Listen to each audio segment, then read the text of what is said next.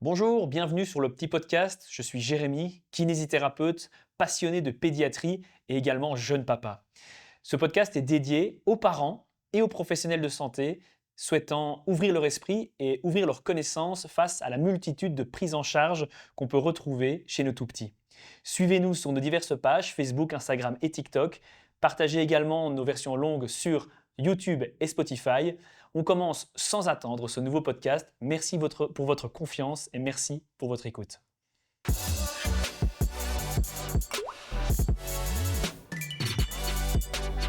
Eh bien, bonjour à tous, bienvenue dans le petit podcast qui parle exclusivement de pédiatrie. Du médical au paramédical, on passe aussi par les médecines parallèles. Aujourd'hui, on va être très médical parce qu'on a la chance d'accueillir le docteur Martineau, qui est pneumologue et interniste et physiologiste avec une expertise reconnue dans le domaine du sommeil. Donc certifié par la BAS, qui est l'association belge des recherches de la médecine et du sommeil. Il a consacré sa carrière à la compréhension et au traitement des troubles du sommeil. Il a fondé également un laboratoire du sommeil au CHU de Namur et sur le site Sainte-Élisabeth. Ce laboratoire sera ensuite reconnu comme la référence par la Société de recherche sur le sommeil.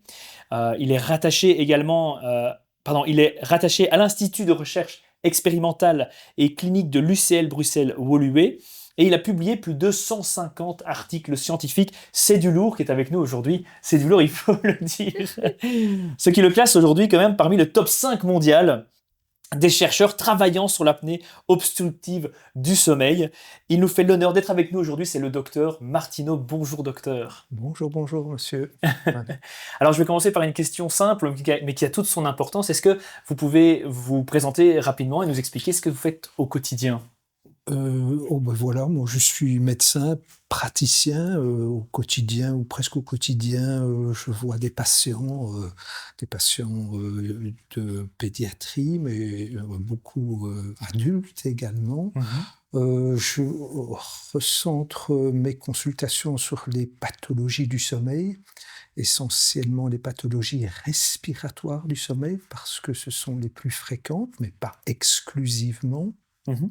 Et c'est vrai que ces patients m'apprennent beaucoup de choses, me font me poser nombre de questions auxquelles, dans ma vie, j'ai essayé de répondre et d'apporter des réponses d'ordre physiologique. Ça fait référence, voilà, il faut essayer d'expliquer une plainte. Est-ce qu'on a une explication physiologique de cette plainte pour peut-être mieux la connaître et partant mieux la traiter? Oui, tout à fait. Mais en tout cas, on vous voit dans cette introduction déjà très impliqué dans ce domaine-là. Mais comment on fait pour être médecin spécialiste du sommeil et en venir à se concentrer aussi sur le sommeil de l'enfant ?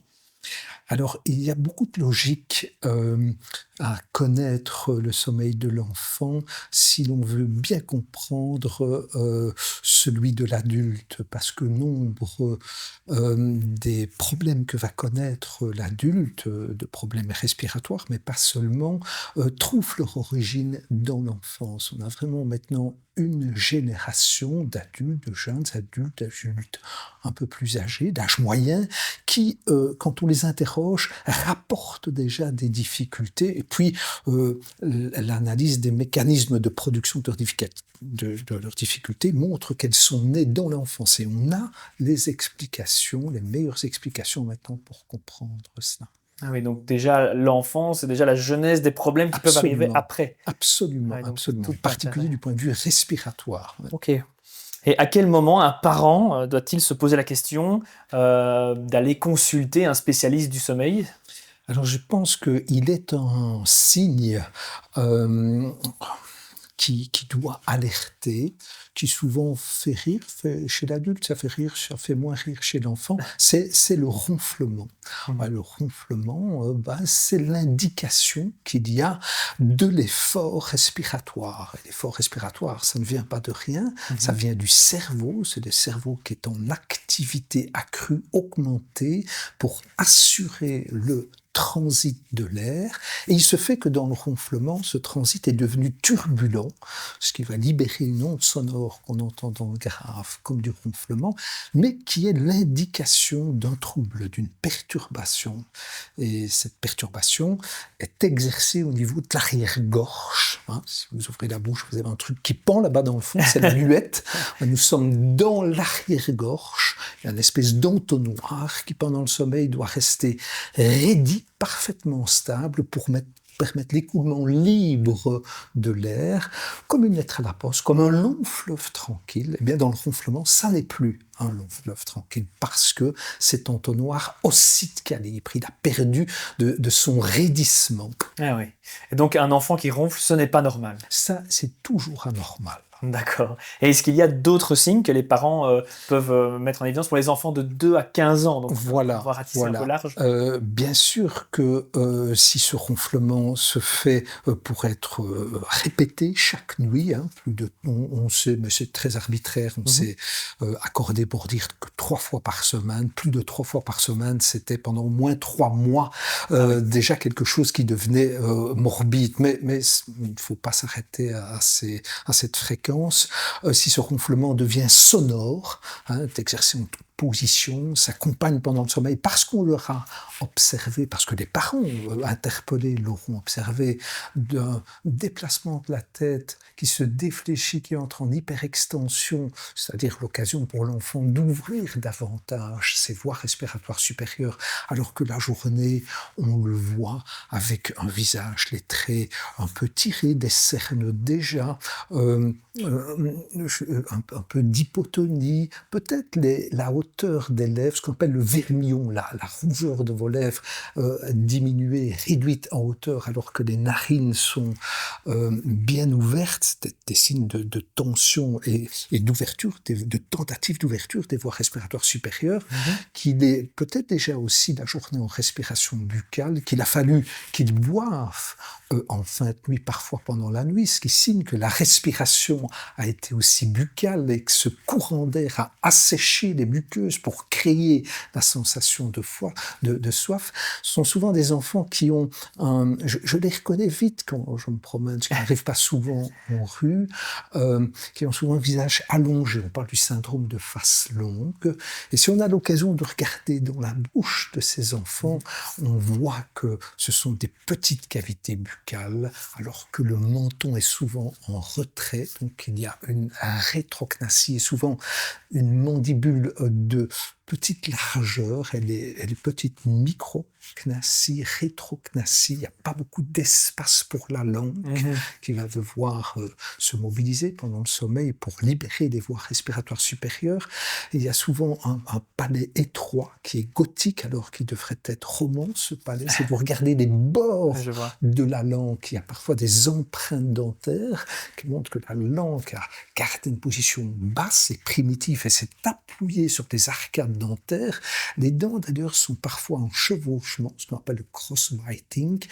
Tout ça, ce sont des signes que les dentistes, les orthodontistes, les pédiatres, les ORL connaissent ou doivent connaître ou ont appris à connaître et qui doivent nous interpeller. Alors ça, c'est, si vous voulez, de l'observation. Et puis il y a une contrepartie, il y a des symptômes. Ça sont des signes, il y a des symptômes, c'est-à-dire des plaintes que l'enfant va accuser, que les parents vont repérer. Mais je parlais des signes. Vous écoutez le petit podcast.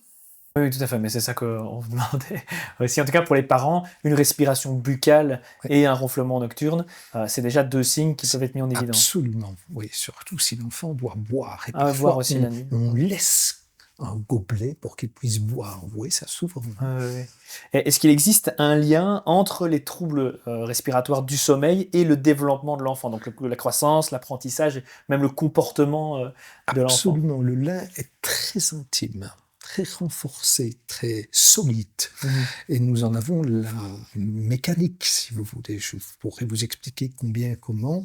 La respiration pendant le sommeil, c'est un peu le métronome, le donneur de ton, quand deux territoires dans le cerveau doivent se synchroniser pour échanger du substrat et stocker une information, ça a été bien étudié il n'y a pas tellement longtemps, quelques années à peine, à Munich, à l'Institut Maximilian, Ludwig Maximilian Institute of Munich. C'est un modèle qui a été utilisé d'abord chez la souris puis chez l'homme, chez l'adulte, est celui des process de mémoire, même ce qu'on appelle la mémoire déclarative, avec des associations entre images et mots. Bien, ce qui a pu être vérifié, c'est que lorsque vous vivez quelque chose là dont vous devrez vous remémorer la situation qu'on connaît maintenant, eh bien, ce moment est stocké dans la profondeur de votre cerveau, une structure qu'on appelle l'hippocampe, dans le système limbique. Eh bien, pour que vous remémorez le lendemain ou les jours qui vont suivre, il va falloir que l'information qui est là stockée dans cet hippocampe soit transférée pendant le sommeil vers un autre territoire du cerveau, dans les parties les plus antérieures, on appelle le cortex préfrontal. Eh bien, cet échange ne peut être exercé que si les deux territoires concernés ont été synchronisés et le métronome, la fréquence sur laquelle cette synchronisation va se faire, c'est précisément la fréquence respiratoire. Grande découverte. Si votre respiration est perturbée, interrompue, discontinue, cet échange ne peut plus être exécuté normalement. C'est le cas pour la mémoire. On a quelques indications que nos émotions, ça, c'est un autre territoire. Nous sommes dans une situation possiblement avec des émotions. Maintenant, c'est stocké au niveau d'une autre structure, toujours dans le système limbique, qu'on appelle l'amygdale, un petit noyau. Eh bien, il va falloir qu'il échange pour que vous puissiez le lendemain revivre cette situation avec une autre lecture du vécu émotionnel. C'est probablement à nouveau la respiration qui, comme pour la mémoire, est le métronome. Parce que sinon, le substrat peut être envoyé, il ne sera pas recueilli, si vous voulez. Oui, tout à fait. Donc ça, c'est des travaux fantastiques Oui, voilà. Et c'est pendant le sommeil, en particulier le sommeil delta, le sommeil consolidé, il est exercé presque à la fréquence de la respiration. C'est vraiment, il faut que cette respiration se stabilise, devienne très régulière pour que vous puissiez épurer pendant le sommeil les métabolites de l'activité de vos cellules nerveuses. Le drainage se fait si la respiration s'est stabilisée à une certaine fréquence dans le sommeil consolidé, notamment de première nuit, mais pas seulement. Ok. On ne se rend pas compte que quelque chose qui nous semble si anodin que le sommeil fasse des choses aussi autant en profondeur dans notre corps. Alors, je voudrais rebondir sur ce côté anodin parce que c'est vraiment le problème auquel on s'est on continue à se confronter, il n'y a rien d'anodin dans le sommeil. Je vous assure qu'il y a des théories dans l'évolution qui nous indiquent que le sommeil préexistait à l'éveil. Pour qu'il y ait éveil, il faut qu'il y ait d'abord du sommeil, ou à tout le moins un certain état de léthargie pour permettre l'exercice par le cerveau de l'éveil. Je vous assure, rien n'a d'anodin. C'est un moment de vie extrêmement important. Vous passez plus du tiers de votre vie en situation de... Comment voulez-vous que ça soit anodin? Je ne voulais pas dire anodin, mais dire commun plutôt. En tout cas, je vois votre ferveur par rapport au sujet. J'apprécie beaucoup. Je veux rebondir sur ça pour vous demander votre avis par rapport au TDAH et à l'hyperactivité qu'on rencontre parfois chez nos enfants. Quel est le lien qu'on peut avoir avec ces sommeils qui sont parfois perturbés?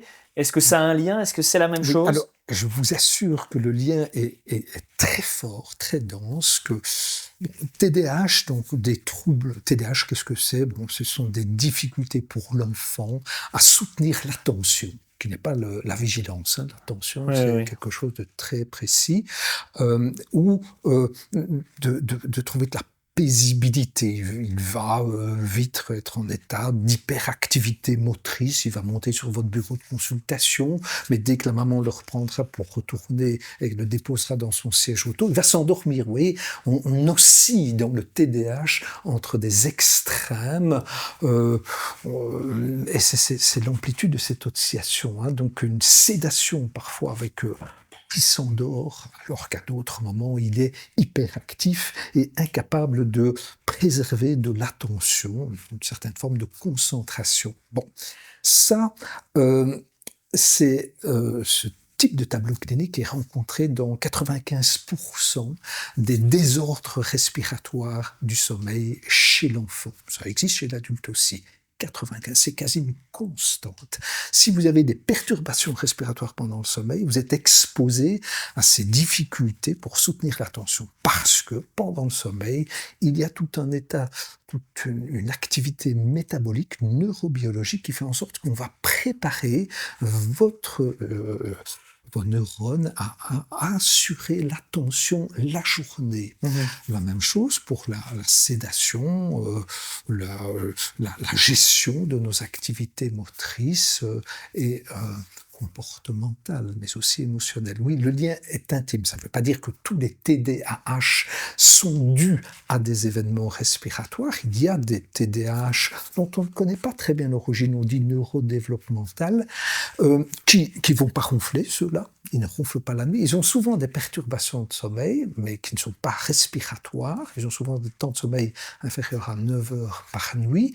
Mais en tout cas, en présence d'un ronflement, d'une respiration buccale, des quelques signes que je vous ai indiqués, un TDAH est quasi constamment observé. Trouble de l'attention que doit exercer l'enfant la journée, l'enfant normal, en développement neurologique normale et troubles quant à cette capacité à maintenir une certaine paisibilité. Il y a d'autres troubles, hein, attention, ça va beaucoup plus loin. Il y a des troubles du langage, hein, il y a des difficultés quant à l'apprentissage, quant aux fonctions exécutives, notamment l'activité motrice fine qu'on peut aisément tester. La mémoire peut être testée aussi chez l'enfant, la vigilance et tout ce tableau, je dirais, neurocognitif, c'est comme ça qu'on l'appelle, mais aussi comportemental, se trouve intimement lié au désordre en fréquence, au désordre respiratoire du sommeil. Il faut toujours interroger le sommeil. Hein, la question mérite toujours d'être posée quand on est confronté à ce tableau clinique de l'enfant. Et ça, c'est quand même 3% des enfants en Belgique sont sous rilatine. Même pas. Et justement, je rebondis là-dessus pour vous poser la question suivante. C'est comment on va aller diagnostiquer cette apnée du sommeil chez l'enfant et s'il y a des examens qui existent? Alors oui, il y a des examens. Et l'examen de référence, c'est l'examen de laboratoire pur et dur, qui suppose une hospitalisation dans un environnement pédiatrique. Jusque 16 ans, nous sommes en Belgique en situation de médecine pédiatrique. Il faut donc un laboratoire de sommeil qui a cette vocation. Et il vous faut des nurses qui sont spécialisées pour équiper l'enfant des différents capteurs que nous allons, qui vont collecter des informations d'intérêt, le sommeil, la respiration pendant le sommeil, les fréquences cardiaques, les événements moteurs, tout ça est recueilli au cours d'un examen compliqué à mettre en œuvre.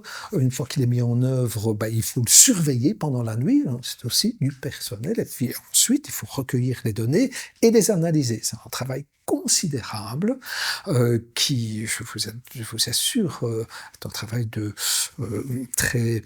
qui demande beaucoup d'expertise. Voilà, ça c'est l'examen pur et dur alors il y a des examens dérivés qu'on peut faire parfois de manière plus simple, mais on n'a pas toute l'information, c'est ce qu'on appelle la polygraphie sur le sommeil, mais nous en faisons aussi, mais ça reste compliqué à mettre en œuvre. D'accord. Ouais, si je ne dis pas de bêtises, vous avez vous-même mis en place une nouvelle technologie pour faire ce bilan à destination des enfants.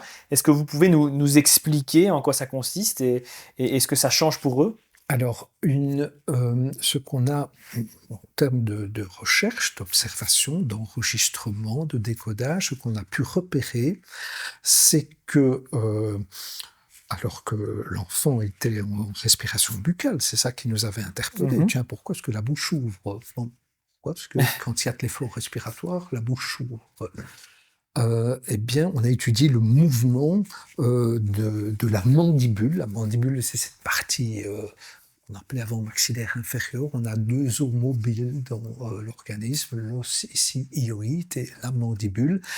Et quand on adresse à la mandibule des centrales d'inertie qui mesurent leur déplacement, son déplacement, comme des centrales d'inertie telles que vous avez dans votre smartphone, ça mesure, c'est un gyroscope, ça mesure la rotation, ça mesure le déplacement, l'accélération, eh bien, on s'est aperçu que la mandibule se déplaçait pendant le sommeil, donc dans l'état d'inconscience du sommeil, exactement à la fréquence de la respiration, comme le thorax. Qui lui est soulevé et puis va revenir à sa position initiale avec les muscles respiratoires dont le diaphragme. Eh bien, la mandibule, c'est ce qu'on a appelé l'activité respiratoire de la mandibule, qui était connue des physiologistes américains dans les années 86-87 à Charlottesville, avaient déjà repéré ça, mais ils pensaient qu'elle était actionnée par le thorax, que c'était un simple... Ce que nous avons montré, c'est que ces mouvements étaient totalement indépendants, c'est-à-dire que lorsque le thorax s'arrête, la mandibule continue aussi à se déplacer. Et l'inverse est vrai. Et nous avons repéré que ce mouvement de la mandibule exerçait exactement dès que vous sombrez en sommeil. Avant, ça n'existe pas. Avant, vous parlez, vous mastiquez, vous déglutissez, vous faites tas de choses. Vous chantez avec la mandibule. Mais là, quand vous tombez en sommeil, elle va osciller exactement à la fréquence de la respiration. Et elle n'oscille pas par hasard. C'est parce que vous avez un lot de muscles qui s'y attachent, 21 paires, directement ou indirectement, avec parfois on relaie l'ossioïde. Et ce petit mouvement exerce une traction sur le muscle, sur la protéine contractile du muscle. Et c'est précisément cette traction qui permet le raidissement du muscle et partant qui stabilise le pharynx, l'arrière-gorge, l'entonnoir dont je vous parlais.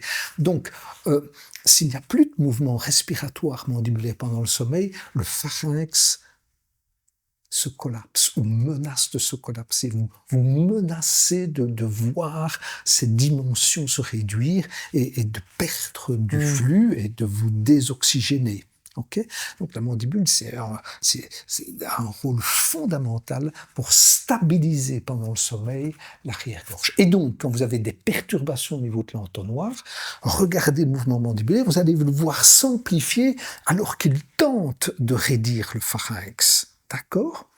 Tout ça a été étudié, ce sont des signaux que nous pouvons regarder, interpréter, comprendre, auxquels nous pouvons adresser une analyse par intelligence artificielle et faire automatiser cette lecture. Alors non seulement on voit l'entrée en sommeil, on voit le stade de sommeil, on voit si la respiration est menacée parce que l'entonnoir change de calibre, aussi de calibre, se déstabilise, j'entends l'arrière-gorge. Et donc, rien qu'en monitorant le mouvement mandibulaire, on est informé quant à l'état respiratoire de l'enfant ou de l'adulte et à ce que le cerveau qui actionne la musculature pendant le sommeil tente de faire pour récupérer la sauce. Vous écoutez le petit podcast. Ok, donc tout est basé avec la mandibule en tant que témoin. C'est le témoin, c'est comme si en analysant le mouvement mandibulaire, vous piquiez une aiguille dans le tronc cérébral, vous voyez ce qui se passe, pour essayer de ce que le cerveau doit faire, alors qu'il voit qu'il y a une menace quant à la perméabilité de l'entonnoir à travers lequel tout l'air doit pénétrer la nuit dans l'inconscience de votre sommeil pour venir vous oxygéner. D'accord. Et on entend souvent les végétations, les amygdales qui sont parfois dérangées, qui dérangent le passage de l'air. Est-ce que ça reste encore une intervention fréquente d'aller enlever ces végétations? Oui, c'est une information. Je dirais, ça doit être une intervention. Aux États-Unis, on enlève 500 000 amygdales en patient. Amygdale, parce qu'il y en a 2 sur une patient, ce qui ferait 1 million. Donc c'est pour vous dire que les amygdales, chez l'enfant, il y a toujours un examen de la cavité buccale, de l'arrière-nez, avec un petit endoscope pour éviter éventuellement une radio de l'arrière-nez, parce que ce sont des structures anatomiques qui sont là, encombrantes, qui interfèrent de par leur volume avec la perméabilité de l'arrière-gorge, mais qui peuvent aussi s'enflammer. Et parce qu'elles s'enflamment, je dirais quel que soit leur volume, souvent elles augmentent de volume à cette occasion, elles altèrent le contrôle moteur local. Donc, il y a peu de situations où l'on ne doit pas procéder à la résection des amygdales, à la mise à plat des végétations dans l'arrière-nez. Et il faut dire que les techniques chirurgicales maintenant ont donné beaucoup de confort pour ce faire chez l'enfant, dès 2-3 ans, certainement 5 ans. On essaie toujours de les opérer avant 7 ans parce qu'après, on peut avoir des modifications épigénétiques qui vont laisser des traces. Oui, il faut se préoccuper et souvent les mettre à plat. Dans le cas où elles sont trop imposantes, évidemment. Où elles sont trop imposantes, mais il y a un lien entre le volume des amygdales, on a des échelles pour mesurer, et le risque d'événements respiratoires. Oui. Il y a une corrélation qui est, selon les techniques que l'on met pour apprécier le volume, presque linéaire. Ah oui. Ouais. Ok, donc ça va permettre d'avoir un repère aussi de quand opérer ou pas. Oui, mais des amygdales de petit volume en présence de désordres respiratoires, il est souvent aussi justifié de les mettre à plat parce qu'elles peuvent s'enflammer participer indirectement à cette perte du contrôle local moteur de l'arrière-gorge. Souvent, on les enlève. Ah oui. Donc, ça va au-delà de la simple considération de leur volume. Et dans le cas d'un dérangement respiratoire, c'est quoi la prise en charge non chirurgicale alors dans ce cas-ci? La rééducation, où il y a des appareils ou... Il est clair que la chirurgie, c'est le premier moment. S'il y a des amygdales qui peuvent faire l'objet d'une résection de la main à plat, la végétation, etc. Et puis après, ça ne veut pas dire qu'on a déjà guéri l'enfant, que tout disparaît dès lors qu'on a mis à plat ces tissus encombrants de l'arrière-gorge et de l'arrière-nez, d'accord, Et c'est à ce moment-là que les thérapies non chirurgicales doivent agir, parce que si vous faites référence à la thérapie myofonctionnelle, dont à ces exercices importants de remusculation de tout cet espace pharyngé, je vous parlais de 21 paires de muscles qui sont dans un interplay, dans un jeu là subtil pour stabiliser le pharynx. On connaît mieux le rôle respectif de ces différents groupes musculaires. On a pu les étudier, de la langue aussi. Eh bien, il va falloir que le kinésithérapeute, la logopède formé pour ce faire, je ne peux pas entrer dans le détail, mais des artifices qui ont été vérifiés pour être, je dirais, musclants, soient engagés. Oui, et ça c'est important parce que sinon il va falloir du temps pour que ce syndrome, ces désordres respiratoires au décours de la chirurgie s'effacent. Nous avons montré ça. On a eu la chance justement d'avoir ici dans le petit podcast le groupe Myonamur, qui est un groupe qui participe dans ce myofonctionnel. Pour vous, dans cette rééducation, l'orthodontiste, l'ORL, le kiné, tout le monde a sa place dans cette prise en charge? Bien sûr. Je vous parlais de l'orthodontiste. L'ORL, c'est évident parce qu'il doit faire l'état des lieux anatomiques de l'étage ORL. Donc ça, c'est vraiment important. À l'état de veille, il le fait à l'état de veille.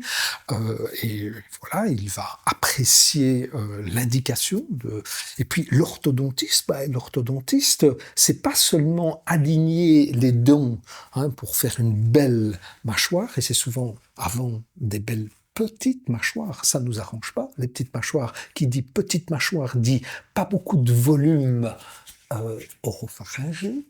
Donc, nous, on a besoin peut-être de dents alignées, mais des grandes mâchoires pour qu'il y ait de l'espace, très important pour la langue. Et donc, l'orthodontiste, maintenant, au-delà de l'alignement des dents, va permettre cette croissance maxillomandibulaire, craniofaciale, pas seulement en longueur, mais aussi transversale, pour donner du volume et de l'espace à cette arrière-gorge. Donc l'orthodontiste a des dispositifs pour ce faire, et qui sont bien fonctionnels, et oui, On peut mesurer, nous sommes nous intéressés par mesurer l'effet de cette intervention orthodontique sur cette croissance, sur le risque d'événements respiratoires pendant le sommeil. Ok. D'un point de vue plutôt au niveau, enfin 3 choses que j'aimerais vous demander au niveau des allergies, de l'asthme et des infections ORL qu'on peut rencontrer. Est-ce que ça a un impact sur... Ça a un impact déterminant. D'accord. Déterminant. D'accord. Pourquoi? Parce que pour cette croissance harmonieuse, transversale, maxillomandibulaire, on a besoin de notre nez. Et Oui.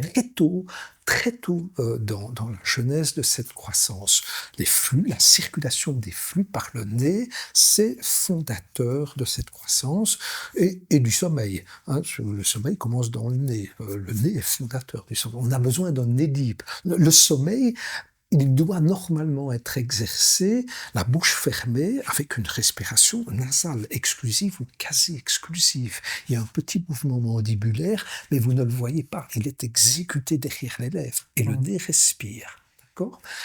Et donc, traiter l'allergie ou toute cause d'état inflammatoire, muqueux, nasal qui viendrait encombrer cette respiration, c'est primordial. Mais primordial, il faut tout connaître de l'allergie, il faut la contrôler, il faut se défier de ces infections répétées que les petits-enfants connaissent, vous savez où, dans les crèches. Il faut libérer ce nez à l'approche du sommeil. C'est fondamental, ça. Et ça pourrait, alors que vous avez enlevé des amygdales, interférer justement. Et je peux vous expliquer comment l'obstruction du nez va déstabiliser l'arrière-gorge. Le ronflement ne vient pas du nez. Il est produit dans l'arrière-gorge, une vibration de tissu, parce que les résistances d'amont sont augmentées. Il faut les soulager, ces résistances capitales. On parle également aussi de l'influence du poids chez les personnes qui sont en surpoids, avec les apnées du sommeil et le ronflement. Est-ce que le lien est réel? Est-ce que le poids a une influence? Le lien est réel, il est réel chez l'adulte, on le connaît bien, on l'a mesuré, je pourrais en parler longuement. Il existe clairement aussi chez l'enfant, c'est ce qu'on appelle, on a classé les désordres respiratoires, ce qu'on appelle un peu faussement le syndrome des apnées, hypopnées, obstructif du sommeil chez l'enfant.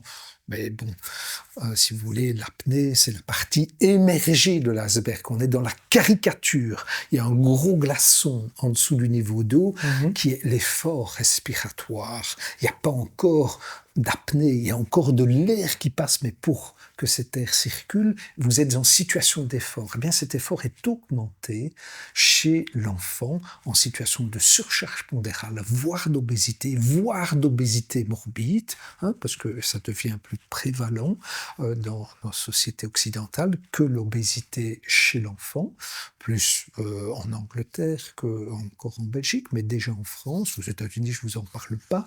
Et ça détermine un effort respiratoire qui va devoir être engagé par l'enfant qui est déjà en lutte sur une arrière-gorge qui est encombrée par ce qu'on disait. Oui, et en plus, il y a du tissu graisseux qui se dépose sur les parois de l'arrière-gorge du pharynx et qui va interférer avec son raidissement, voire sur la base de la langue. Ok, donc le lien est bien réel. Le lien est bien réel. Il est subtil, le lien, parce que si vous êtes en situation d'obésité, le risque d'hyperactivité bronchique augmente aussi. Donc c'est très... vous pouvez avoir des désordres métaboliques qui viennent avec une hyperinsulinémie, donc toute une série d'événements métaboliques qui vont renforcer la morbidité de l'événement respiratoire. Ok. Chez l'adolescent, donc on peut imaginer que ce sommeil évolue. Alors comment on peut reconnaître un trouble réel versus un rythme normal mais qui change? Alors pour bien comprendre ça, ce qu'il faut savoir, c'est que pour dormir, nous devons savoir combien nous devons dormir, de temps, et quand nous allons dormir. Et chez le petit enfant, c'est le processus combien qui domine. C'est ce qu'on appelle la pression homéostatique du sommeil. Quand vous êtes en état de veille, il y a une accumulation métabolique dans le tissu cérébral qui va faire en sorte qu'à un moment donné, vous allez ressentir le sommeil. L'enfant est très sensible à ça, Mhm. quel que soit le moment où il va dormir. Donc c'est l'accumulation d'éveil qui va précipiter le moment sommeil. Eh bien, il y a un autre mécanisme qui pilote le sommeil et qui, lui, vous dit quand dormir. Et ça, c'est un mécanisme, on dit circadien, parce qu'il s'exerce sur 24 heures, presque 24 heures, et qui est largement piloté par la sécrétion de mélatonine. Et cette sécrétion de mélatonine, chez l'enfant, quand il grandit, voire devient adolescent, elle est, sur la période de 24 heures, retardée. Elle survient, c'est déterminé génétiquement, un peu plus tard. Ça peut être retardé, au lieu de ressentir la pression de sommeil vers 21h30, 22h, il va la ressentir vers 22h30, 23h, voire un peu plus tard. C'est physiologique, ça. Un peu comme si la nature avait pensé qu'il fallait garder l'éveil et retarder l'éclosion du sommeil en jouant sur cette mécanique génétiquement déterminée qui pilote là. Ça, c'est une chose, hein, mais il y en a deux autres qui sont pénibles pour l'adolescent. C'est quoi? C'est d'abord que les heures de début de scolarité, de début de l'école, c'est quand même assez tôt, hein, Mhm. et ça ne colle pas très bien avec ce que génétiquement on lui a fait ressentir. Oui. Il va s'endormir plus tard, donc on va manger de son temps de sommeil si on doit le faire lever à 6h30 pour être à l'école à 8h, vous comprenez? Pour avoir Donc le il bus. y a une pression, exactement. Et la troisième chose qui est là, c'est un véritable poison pour le sommeil de l'adolescent, de l'enfant aussi. C'est quoi? C'est l'exposition aux écrans en soirée dans les 2 à 3 heures qui précéderont la mise au lit, au terme de cette mise au lit où on doit s'endormir dans les 20 à 30 minutes. Eh bien, l'exposition aux écrans, je peux vous expliquer comment et combien, elle va retarder cette sécrétion de mélatonine. Et alors là, provoquer des décalages de phase qui vont amputer le temps de sommeil de ces jeunes adultes, de ces grands enfants. Ils vont être en souffrance à l'école parce que ils n'auront pas eu leur temps de sommeil qui leur permet de se requinquer, de se ressourcer de toutes ces fonctions dont vous parlez, l'attention, l'intelligence est largement déterminée pendant le sommeil. On a des questionnaires qui testent ça très bien. Et ils sont en souffrance, une grande souffrance chez l'adolescent pour ces trois raisons-là. Ok, très intéressant. Je suis captivé par votre discours, c'est vraiment super. Alors, si vous aviez quelques conseils concrets à donner aux parents pour améliorer le sommeil de leur enfant au quotidien, ce serait quoi? Alors, moi, je pense, et c'est le cas dès le petit enfant, que dès qu'on a compris toute l'importance du sommeil, qu'on ne veut pas le sacrifier, qu'il faut le préserver, il faut organiser ses habitudes de veille et de sommeil pour assurer ce respect. Et ça fait partie d'une routine, d'un rituel qui va faire en sorte, par exemple, qu'en soirée, c'est l'extinction des feux. La lumière qu'on a là, je ne pense pas que ce sont des LED, celle-là, je la préfère à la lumière plus blanche qui est là. Eh bien, en soirée, c'est plutôt ce type de lumière qu'il va falloir. Une lumière qui va diminuer d'intensité, elle est un peu trop lumineuse pour la soirée, mais elle est jaunie déjà. Et ça, c'est intéressant, parce que cette sécrétion de mélatonine, elle est sensible à certaines longueurs d'onde.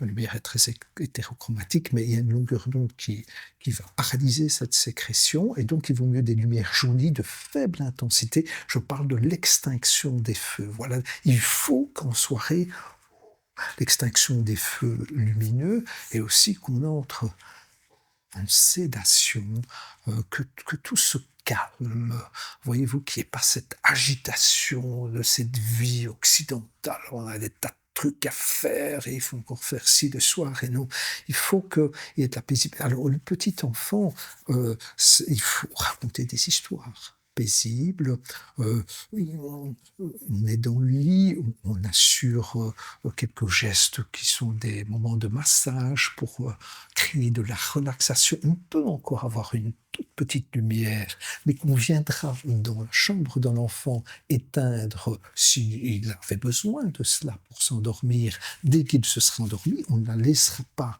ouverte, cette lumière, pas trop de stimulation sonore non plus. Hein. Peut-être un petit bain, bref, un peu chaud, parce que ça permettra la dissipation de la chaleur corporelle dont nous avons besoin pour nous endormir en vasodilatant les tégumes. Donc il y a ce cadre-là et ce timing bien reproduit d'un jour à l'autre. Oui, ça me fait rebondir. Pas aller dans les marchés de Noël à 10 heures avec les enfants Avec toutes les du lumières qui soir, clignotent. etc. Non. D'accord. La question suivante, bon, vous avez déjà répondu en partie, j'imagine, mais pour les enfants qui ont peur de s'endormir, qui luttent un peu pour l'endormissement, ce serait quoi votre conseil? Mais à nouveau, cette ritualisation, cette sédation, il ne faut pas que... Vous savez, j'ai récemment assisté à un topo de collègues d'une université dans l'Arizona aux États-Unis qui sortait quelques données vérifiant que 48% dans leur série des enfants entre 0 et 8 ans, 48% entre 0 et 8 ans, étaient exposés dans l'heure qui précédait la mise au lit, eh bien, aux écrans. Aux écrans, vous connaissez l'iPad, l'iPhone, que sais-je encore.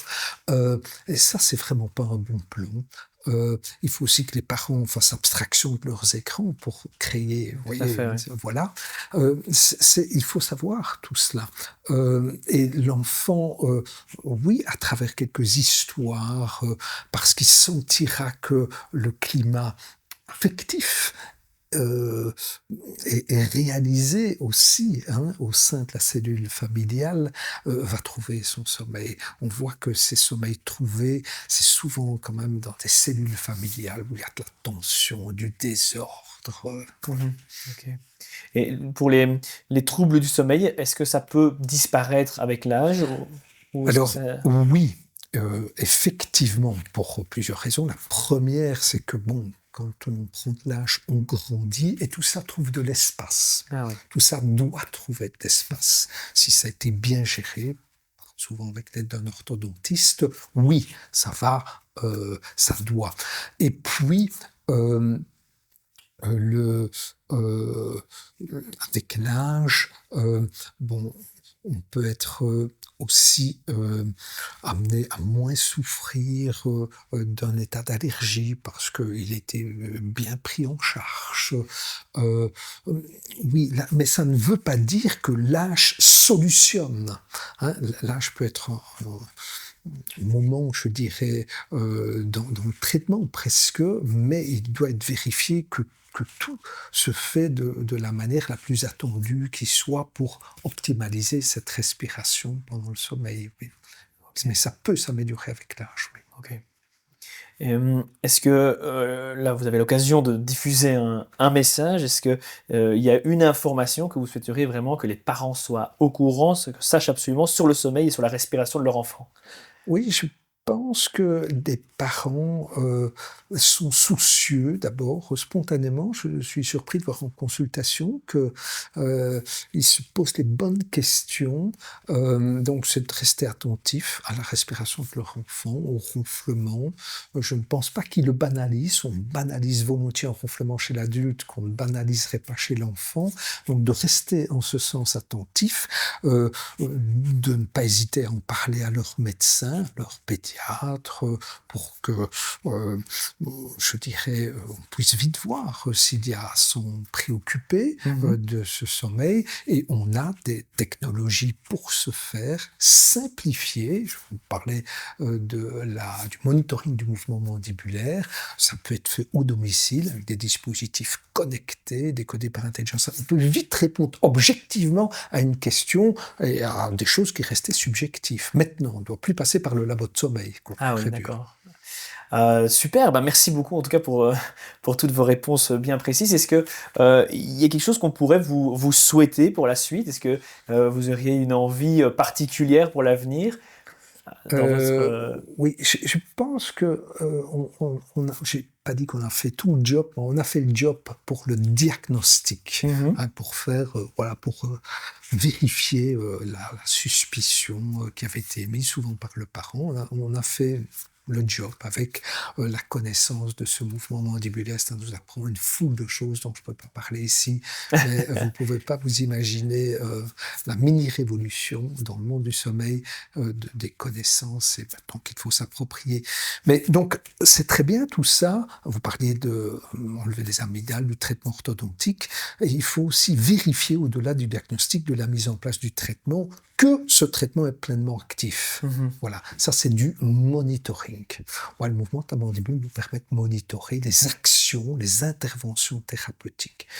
Et là-dedans, nous développons, et j'espère que ça sera créé de succès, les premières indications vont dans ce sens-là, de la thérapie myofonctionnelle. Mais nous la faisons pendant le sommeil, quand ça n'ennuie personne. Parce que, voilà, on fait de l'électroneuromyostimulation non invasive pendant le sommeil pour essayer de remuscler les muscles d'intérêt qui doivent vous assurer la pleine perméabilité de l'arrière-gorge quand vous dormez. Ok. Eh bien, merci beaucoup. On a parcouru l'ensemble des questions qui étaient prévues pour cette entrevue. Est-ce qu'il y a quelque chose que vous aimeriez encore ajouter ou on a balayé déjà pas mal de sujets? Non, je pense que voilà, je suis très content d'avoir participé parce que bon, ça a l'occasion de diffuser une information qui est un problème quand même de santé publique que le sommeil, que les désordres respiratoires du sommeil. Et ça intéresse, je pense, une foule de gens. Eh bien, en tout cas, un grand merci d'avoir joué le jeu, d'avoir fait le déplacement, de vous être dérangé pour venir faire ce petit tournage avec nous. Merci beaucoup de votre présence. Merci également à vous tous qui nous regardez derrière votre écran. D'ailleurs, pas aux heures de sommeil, on l'aura compris.